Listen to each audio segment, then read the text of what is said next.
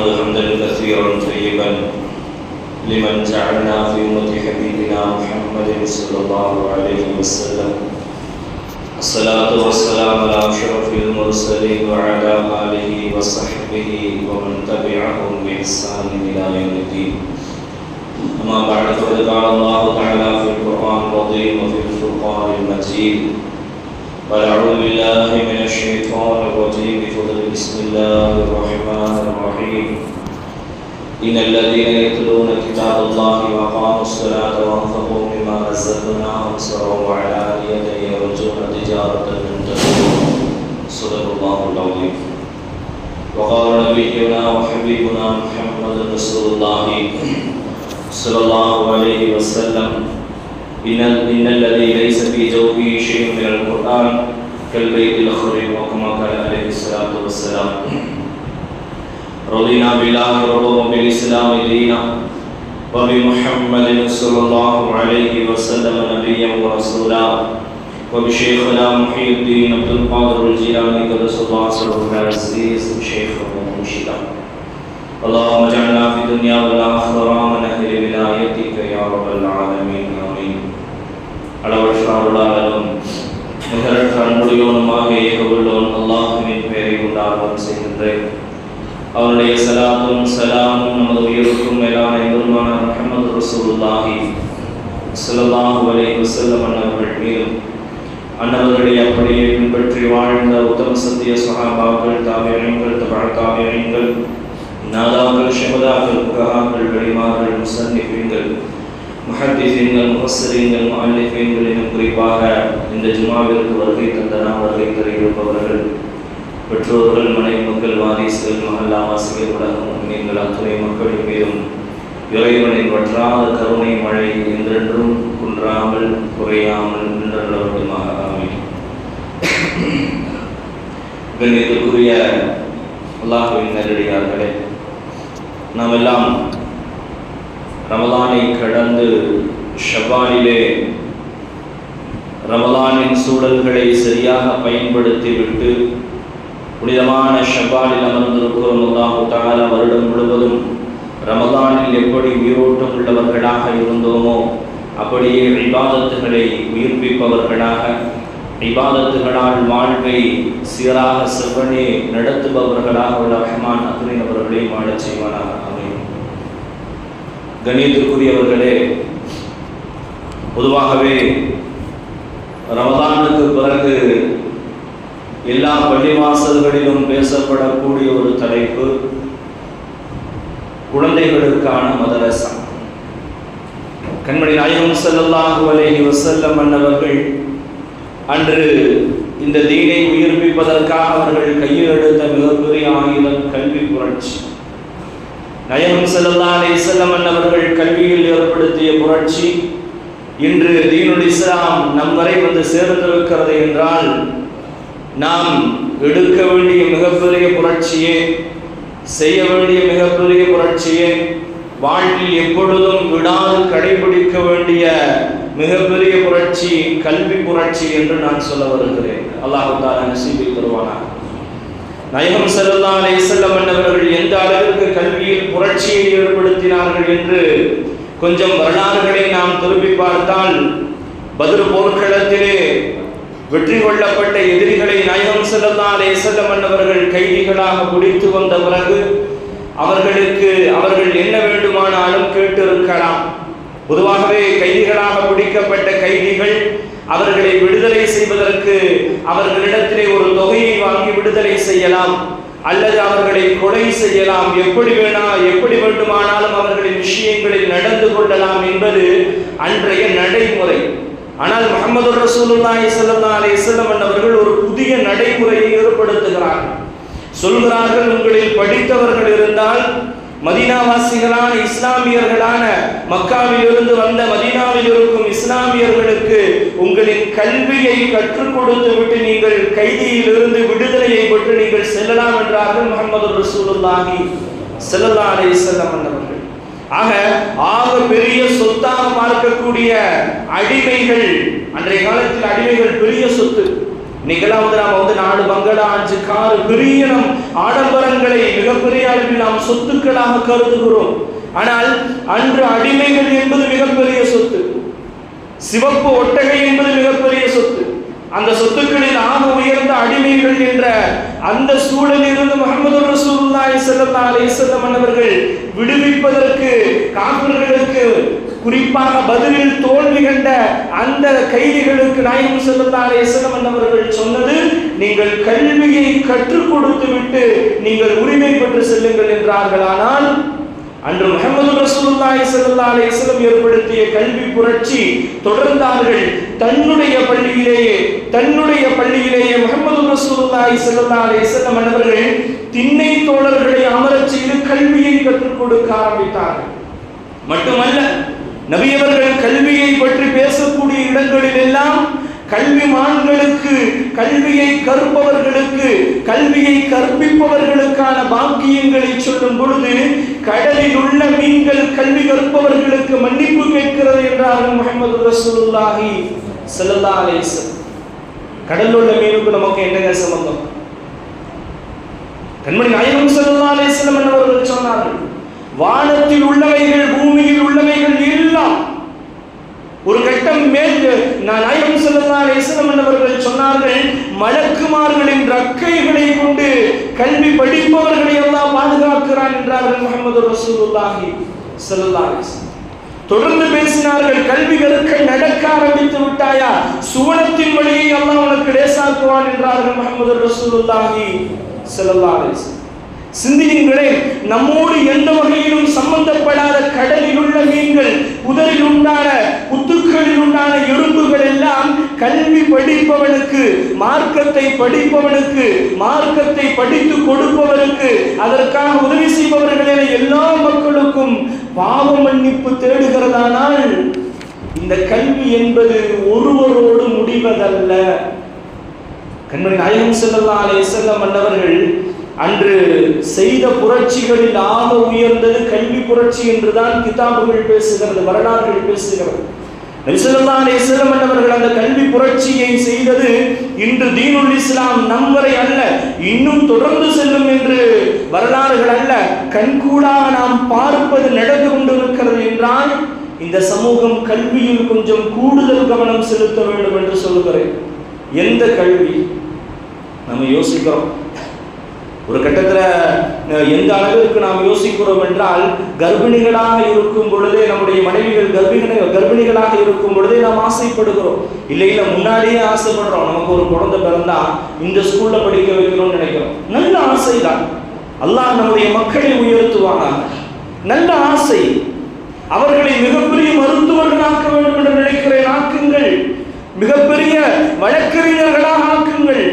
மிகப்பெரிய உயர்ந்த படிப்புகள் எங்கெல்லாம் ஆதிக்கம் செலுத்த முடியுமோ அந்த இடங்களில் எல்லாம் மக்களை அமரச் செய்வதற்கு என்ன படிப்புகளை நாம் படிக்க முடியுமோ, படிக்க வைக்க முடியுமோ அத்துணைகளிலும் உங்களுடைய கவனங்களை செலுத்துங்கள். ஆனால் தீனை விட்டு அதன் பக்கம் செல்லாது. கண்மணி நாயகம் ஸல்லல்லாஹு அலைஹி வஸல்லம் அவர்கள் சொன்னார்கள், யாரின் உள்ளத்தில் குர்ஆன் இல்லையோ, ஷையும் மினல் குர்ஆன், குர்ஆனில் இருந்து ஒரு சில பகுதிகள் கூட இல்லையோ, அவன் பாலடைந்த வீட்டை போன்றவன் என்றார்கள் முஹம்மது ரசூலுல்லாஹி ஸல்லல்லாஹு அலைஹி வஸல்லம். பாலடைந்த வீட்டில் என்னங்க இருக்கும்? நாம் எதையெல்லாம் விரும்புவோமோ அதெல்லாம் விரும்பும். நாம் வெறுக்கும் அத்துணைகளும் பாலடைந்த பங்களாக்களில் இருக்கும். பாலடைந்த வீடுகளை ஒரு வருடம் நாம் பயன்படுத்தாமல் பூட்டிவிட்டு வெளியிலே சென்று விட்டால் அந்த வீட்டில் நல்ல நிலையில் எல்லாம் இருக்க முடியாது. அப்படி ஒருவனின் உள்ளங்கள் எப்பொழுது மாறும் தெரியுமா? குர்ஆன் அவனின் உள்ளத்தில் இல்லை என்றால் அவன் பாலடைந்த வீட்டை போன்றவன் என்றார்கள் முஹம்மது ரசூலுல்லாஹி ஸல்லல்லாஹு அலைஹி வஸல்லம். கொஞ்சம் ஹதீஸை இன்னும் கொஞ்சம் பார்த்தோம்னா நபி அவங்க இப்படி சொல்லுவாங்க, குர்ஆனை ஒருவன் ஓதுகிறான், ஓதுறார், சும்மா என்சாஹு, அப்புறம் மறந்துட்டார், ஓதனாரு ஆனா மறந்துட்டார். நபி அவர்கள் சொல்வார்கள், அவன் அல்லாஹ்வை சந்திக்கும் பொழுது குஷ்ட நோய் உள்ளவனாக சந்திப்பான் என்றார்கள் முஹம்மது ரசூலுல்லாஹி ஸல்லல்லாஹு அலைஹி வஸல்லம். ஓதி மறந்தாலே இந்த நிலை என்றால் ஓதாமல் இருப்பவர்களின் நிலை என்ன? சமீபத்தில் இஸ்லாத்திற்கு வந்த சபரிமாலா, எல்லாத்துக்கும் தெரியும், பாத்திமா சபரிமாலா எவ்வளவு அழகாக குர்ஆன் ஓதி அவர்கள் சமூக வலைதளங்களில் அதை பதிவு செய்கிறார்கள். சிந்தியுங்களே, இஸ்லாத்திற்கு இப்பொழுது வந்த வயசாயிருச்சு என்றால், வயதை கடந்து விட்டோம் என்றால், இன்று நாம் வயதை கடந்து விட்டோம் என்று கவலைப்படுகிறோமே, நம்மின் பெற்றோர்கள் என்று கவலைப்பட்டிருந்தால் இன்று நாம் சிறப்பான குர்ஆன் ஓதுபவர்களாக மாறி இருப்போம். அல்லாஹ் அவர்களுக்கு சுவனத்தை தருவானாக. நாளைக்கு நம்முடைய மக்கள் நம்மை சொல்லிவிடக் கூடாது என்று சொல்கிறேன். நாளை மறுமையிலே அல்லாஹ் சில மக்களை நிற்க செய்து கேட்பான், ஏன் வழிகட்டு போனாய்? குர்ஆன் பேசுகிறது, ஏன் வழிகட்டு போனாய், என்ன காரணம்?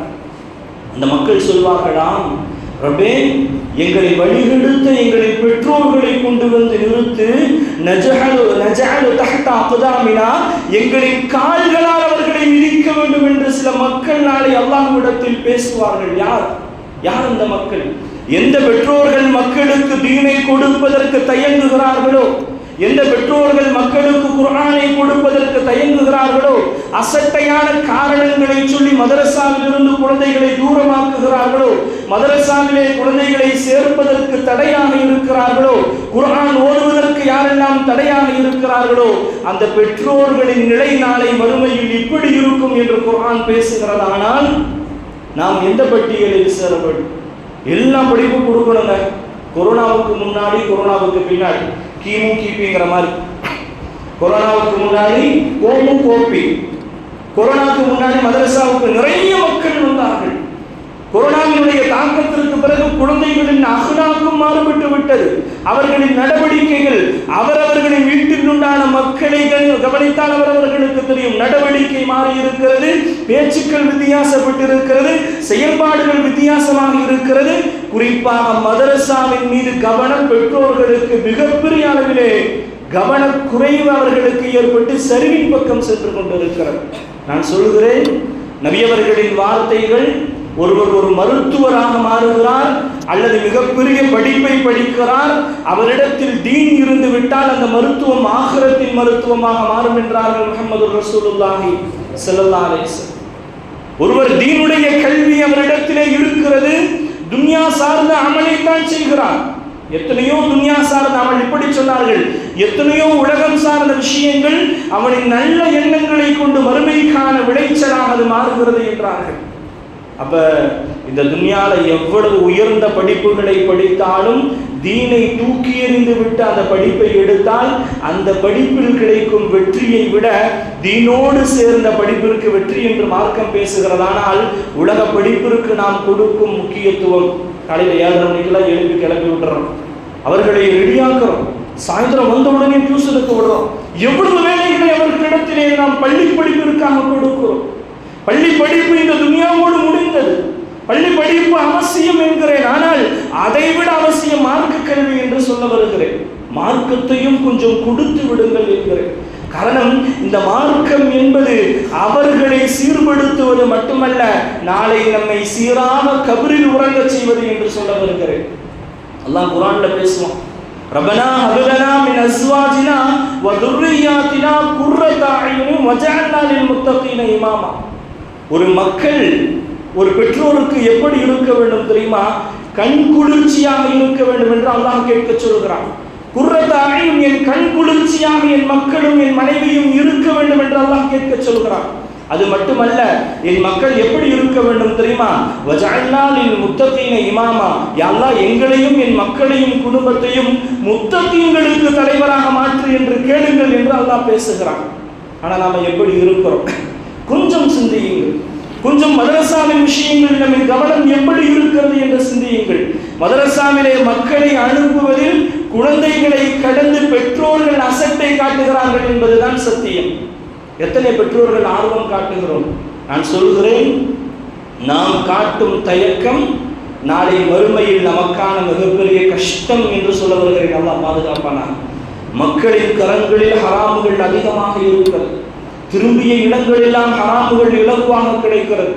எல்லா ஹராமுகளும் உடனே கிடைக்கும் சூழல்களில் காலங்கள் மாறிவிட்டது. மோசமான இந்த கால சூழலிலே குர்ஆன் அவர்களிடத்தில் வந்துவிட்டால் வாழ்வில் எல்லா மாற்றங்களும் பிறக்கும் என்று சொல்ல வருகிறேன். அல்லாஹ் தஆலா மாற்றங்களை தருவானாக.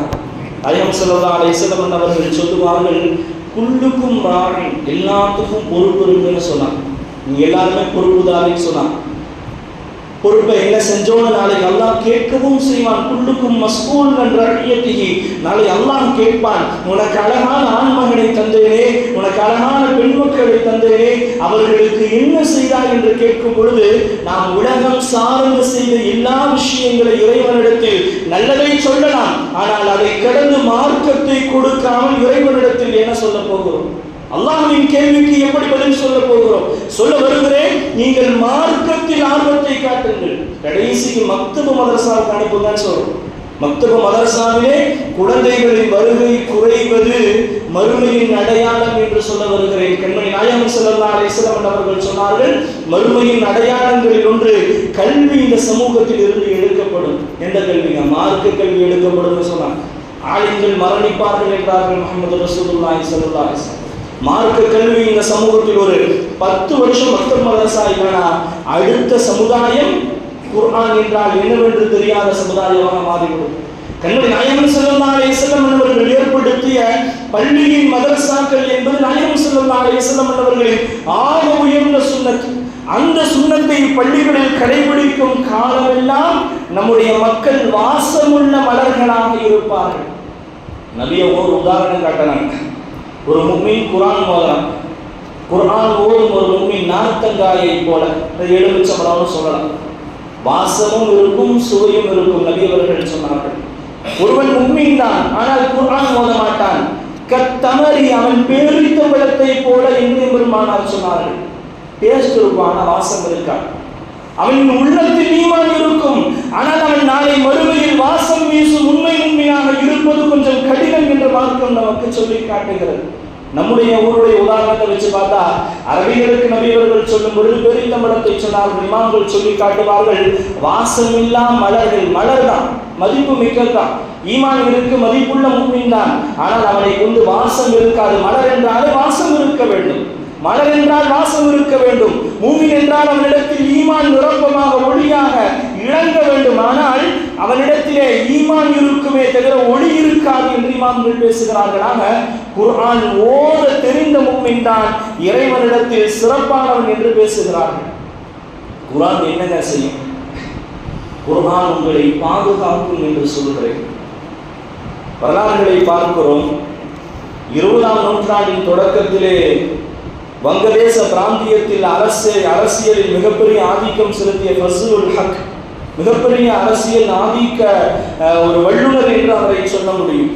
வங்க இஸ்லாமிய மாநாட்டினுடைய செயலாளராக இருந்த ஃபஸ்லுல் ஹக் அவர்கள் எப்பொழுதும் குர்ஆனோட வாழ்வை கடத்துபவர்கள். ரொம்ப பாரதூரமா மக்கா மதீனான்னு பேசல, நம்முடைய அண்டை நமக்கு அருகாமையில் இருந்தவர்களை பற்றி பேசுகிறோம்.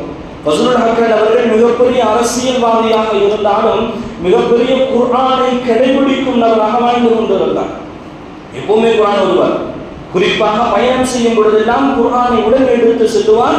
அந்த குர்ஆனோடு தான் அவரின் பயணத்தை அவர் கழிப்பார். ஷாஃபி இமாம பாருங்க, மாலிக் ரஹிமஹுல்லாஹ்வை பார்க்கறதுக்கு ஒரு தடவை வந்து பயணம் செஞ்சாங்க. அவங்க குறைஷி, மக்காவிலே இருக்கும் குறைஷி வம்சத்தை சேர்ந்தவர்கள் ஷாஃபி இமாம். மாலிக் இமாம் மதீனாவாசி. மாலிக் இமாம் அபூ ஹனீஃபா ரஹிமஹுல்லாஹ் அவர்களின் மாணவர். அவர்களை சந்திப்பதற்காக இமாம் ஷாஃபி ரஹிமஹுல்லாஹ் 14 நாட்கள் ஒட்டகத்தில் பயணம் செய்த பொழுது ஒவ்வொரு நாளும் ஒவ்வொரு குர்ஆன்களை முடித்தார்கள் என்று வரலாறுகள் பேசுகிறது.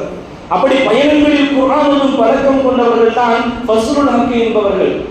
மிகப்பெரிய ஆதிக்கம் செலுத்துபவர் அல்லவா. அவரை கொல்றதுக்கு ரயில்ல குண்டு வச்சுட்டாங்க. அவரும் அந்த ட்ரெயின்லாம் பயணம் செய்யறார். கொஞ்ச நேரத்தில் அந்த குண்டு வெடிக்குது. ஃபஸ்லுல் ஹக் அவர்கள் வஃபாத்தாகி விட்டார்கள் என்ற செய்தி பரவுகிறது. ஆனால் சில செய்தி இன்று மாலை அவர் இங்கு உரையாற்றுவார் அப்படின்னு ஒரு தகவல் வருது. ஆச்சரியம், என்னது, அவர் அந்த ட்ரெயினில் தான் போனார், குண்டு வெடிச்சிருச்சு, வஃபாத்தாகி இருக்கணுமே சொல்கிறார். அந்த மாலை உரையில் பேசுகிறார் அவர், எப்பொழுதும் குர்ஆனோடு நான் செல்வேன். இன்றைய பயணத்தில் நான் புறப்படும் பொழுது குர்ஆனை மறந்து விட்டு நான் பயணத்தில் இறங்கிவிட்டேன், பயணம் புறப்பட்டுட்டேன். அடுத்த ஸ்டேஷன்லேயே வந்து குர்ஆனை மறந்துட்டேன், இறங்கிட்டேன். கொஞ்ச நேரத்தில் கொஞ்ச தூரத்தில் அதை வெடித்து சிதறிவிட்டது. என்னை குர்ஆன் பாதுகாத்தது, அல்லாஹ் பாதுகாத்து விட்டான் என்று சொன்னார்கள். ஆனால் கொஞ்சம் சிந்தியுங்களே, நமக்கு தெரியாமலேயே குர்ஆன் நம்மை பாதுகாக்கிறது என்று சொல்கிறேன். நாயகம் ஸல்லல்லாஹு அலைஹி வஸல்லம் அவர்கள் சொல்லும் ஒரு ஹதீஸை நினைவுபடுத்துகிறேன். நபி அவர்கள் சொல்வார்கள், குன் ஆலிமன், ஒன்று மார்க்க கல்வியை படிப்பவனாக மாறிவிடு. மார்க்கத்தை படிக்கணும். அவங்க மார்க்கத்தை படித்து கற்றுக் கொடுப்பவனாக இருக்க வேண்டும். அவ் முத்தஅல்லிமன் அல்லது கல்வியை தேடுபவனாக மாறிவிடு, அவ் முஸ்தமிஅன் அல்லது கல்வியை சொல்லப்படும் பொழுது கேட்பவனாக இருந்துவிடு, அவ் முஹிப்பன் அல்லது இவர்களை நேசிப்பவராக, கல்வியை கற்றுக் கொடுப்பவர், கல்வியை கற்பவர், கல்வியின் விஷயங்களை பேசுபவரை கேட்பவரை நேசிப்பவராக நீ மாறிவிடு. இந்த 4 வகையில் இல்லாமல் 5வது வகையில் நீ அமர்ந்து விட்டால், நீ 5வது வகையினராக மாறிவிட்டால் நீ அழிந்து விடுவாய் என்றார்கள் முஹம்மது ரசூலுல்லாஹி ஸல்லல்லாஹு அலைஹி வஸல்லம். என்னங்க தெரியுது? வாழ்க்கையில கல்வி இல்லாத பயணம் அழிவை தரும் என்றார்கள் முஹம்மது ரசூலுல்லாஹி ஸல்லல்லாஹு அலைஹி வஸல்லம். கல்வி கட்டாயம் இருக்கும். நபினா முஹம்மது ரசூலுல்லாஹி ஸல்லல்லாஹு அலைஹி வஸல்லம் அவர்கள் அதன் அடிப்படையில் தான் கல்வியை பற்றி பேசும் பொழுது மிகப்பெரிய பாக்கியங்களை எல்லாம் சொல்லி காட்டினார்கள். ஒரு கல்வியை படித்தவனின் சிறப்பை சொல்லும் பொழுது, ஒரு ஆலிமின் சிறப்பை முஹம்மது ரசூலுல்லாஹி ஸல்லல்லாஹு அலைஹி வஸல்லம் அவர்கள் சொல்லும் பொழுது, ஒரு ஆலிமின் சிறப்பு, ஒருவன் 1000 ரக்காத்துகள் தொழுகிறான், 1000 ரக்காத்துகளை விட அவரின் 1000 ரக்காத்துகள் அவர் தொழுவதை விட 1 மணி நேரம் இவர் கல்வியை படிப்பது சிறந்தது என்றார்கள் முஹம்மது ரசூலுல்லாஹி ஸல்லல்லாஹு அலைஹி வஸல்லம். இன்னும் ஹதீஸ்களை கொஞ்சம் தேடி பாருங்கள். ஒரு ஆலிமின் சிறப்பு, மார்க்கத்தை படித்தவனின் சிறப்பு, பனு இஸ்ரவேலர்களின் நபிமார்களை போன்றவர்கள் ஆலிம்கள் என்றார்கள் முஹம்மது ரசூலுல்லாஹி ஸல்லல்லாஹு அலைஹி வஸல்லம். வீட்டுக்கு ஒரு ஆலிம் இருக்க வேண்டிய சூழல் அது.